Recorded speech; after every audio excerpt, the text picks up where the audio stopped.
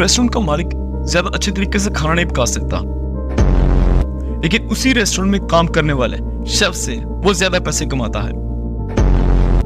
एक स्कूल का मालिक ज्यादा अच्छे तरीके से बच्चों को पढ़ा नहीं सकता, लेकिन उसी स्कूल में पढ़ाने वाले टीचर से वो ज्यादा पैसे कमाता है।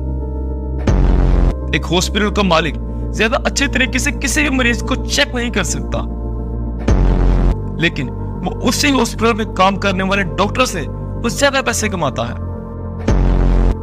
बहुत से ममालिक के जो प्रधानमंत्री हैं वो यूनिवर्सिटी कॉलेज के टॉपर्स नहीं है, लेकिन वो पूरे पूरे मुल्क को चला रहे होते हैं।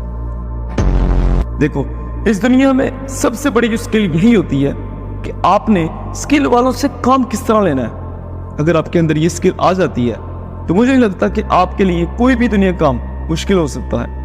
अगर समझ नहीं आई तो एक बार दोबारा सुनो।